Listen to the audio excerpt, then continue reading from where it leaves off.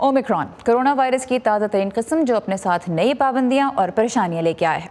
जनूबी अफ्रीका में शनाख्त किया जाने वाला ये नया कोरोना वायरस वेरिएंट माहिरीन के मुताबिक डेल्टा से भी ज़्यादा ताकतवर हो सकता है। ये कोरोना वायरस की अब तक की सबसे बदली हुई किस्म है और शुबा है कि मौजूदा वैक्सीन शायद इसके खिलाफ मौसर ना हो।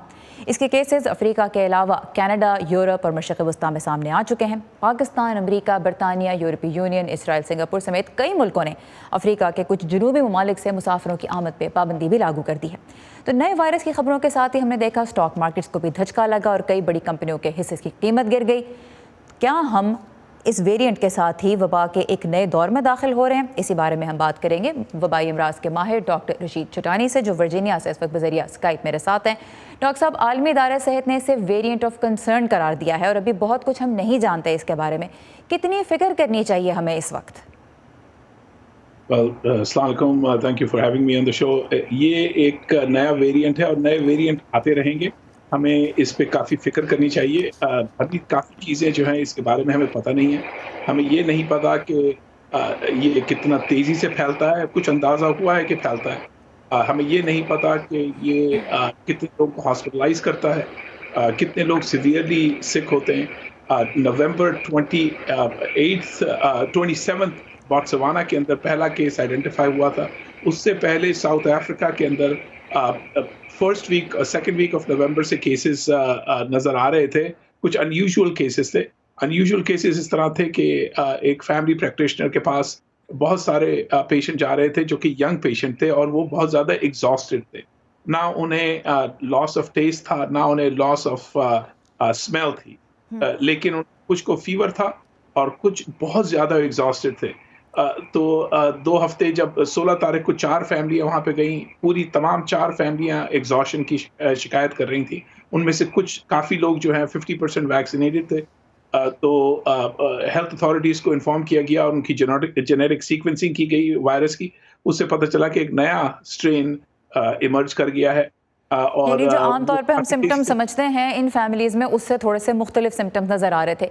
तो अब तक जो मालूमात सामने आई हैं उससे अगर आप उनको देखते हैं तो कैसे ये वाला वेरिएंट उनसे ज़्यादा ख़तरनाक लगता है? क्या ऐसे चेंजेस हैं इस वायरस के वेरिएंट में? इस वायरस के अंदर 32 म्यूटेशंस हैं। तो 32 जो म्यूटेशंस हैं वो इस चीज़ को ज़ाहिर करती हैं कि ये वायरस जब इंसान की बॉडी के अंदर दाखिल होता है तो एंटीबॉडी शायद उसे टैकल ना कर सके जिस तरह हम वैक्सीन के थ्रू करवा रहे हैं, नेचुरल इम्यूनिटी के थ्रू हो रहा है, या फिर हम उन्हें ट्रीट कर रहे हैं मोनोक्लोनल एंटीबॉडी से। सो अभी काफ़ी चीज़ें बाकी हैं। अभी हमें ये भी नहीं पता कि ये वायरस अगर किसी मुल्क में आता है तो वो कितना तेज़ी से फैलता है। अभी हमें उन लोगों का पता है जो साउथ अफ्रीका से हैं जिनको ये वायरस लगा है, तो सेकेंडरी केसेस के बारे में अभी हमें कुछ ज़्यादा पता नहीं है। लेकिन ये बहुत बड़ी कंसर्न है इस वक्त, क्योंकि अगर ये वायरस जिस तरह बताया जा रहा है इस वक्त 32 वेरिएंट्स हैं इसके अंदर और ये तेज़ी से फैल रहा है, और इस वक्त पहला जो ग्रुप जिसको इसने इन्फेक्ट किया वो बच्चे और हेल्थी एडल्ट्स थे। अब ये देखने की ज़रूरत है कि जब ये वायरस अफेक्ट करता है उन लोगों को कि जिनकी कोमोर्बिडिटीज़ हैं, या डायबिटीज़ है, हाइपरटेंशन है, हार्ट डिसीज़ है, तो उनके अंदर क्या असरात होते हैं। तो अभी हमें बहुत कुछ मालूम करना है इस वायरस के बारे में, लेकिन अभी बहुत सारी चीज़ें हमें पता नहीं है। बहुत कुछ अभी पता नहीं है। आखिर में मैं आपसे ये जानना चाहूँगी, हम देख रहे हैं ग्लोबली कोविड के केसेस बढ़ रहे हैं। अक्टूबर में जो यौमिया केसेस की शरह थी वो कम होकर 4 लाख तक आ गई थी, अब 5.5 लाख से भी बढ़ चुकी है। बहुत से लोग थक चुके हैं, तंग आ चुके हैं। वैक्सीन और मास्क की भी बहुत मुखालिफत खासतौर पे हमने यूरोप में देखा हो रही है।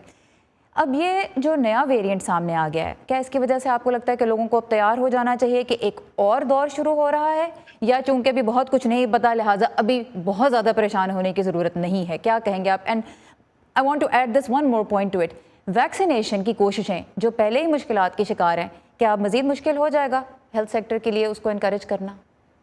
देखें, सबसे पहले तो काफ़ी लोग हैं जो कि एंटी वैक्सर्स हैं, जो कि नहीं चाहते कि वैक्सीन लगाई जाए किसी को।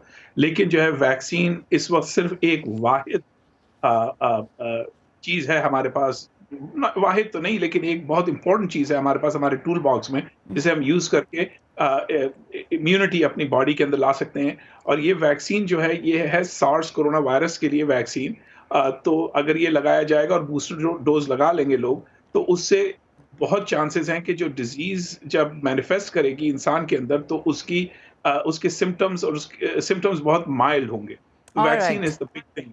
But thank you. you have to be careful. You have to be very careful because this virus can potentially be a major disaster for the entire world. اور یہ وائرس اب پھیل چکا ہے، یہ ایسا نہیں ہے کہ نہیں پھیلا ہے. اور 2 یہ پوری سال میں دنیا تو میں ہاں بالکل، اور جیسا آپ نے کہا 2 سال میں تو ہم دیکھ ہی چکے ہیں کہ کتنے ڈیزاسٹرز، کتنے پریشان کن اس کے نتائج سامنے آئے ہیں. تو جیسا آپ نے کہا کہ ویکسین جو ہے وہ ٹول باکس میں ایک بہت ہی مؤثر ہتھیار ہے جس کے اوپر توجہ دینے کی ضرورت ہے. ڈاکٹر رشید چٹانی، ماہر وبائی امراض ہمارے ساتھ تھے. بہت شکریہ آپ کے وقت کا.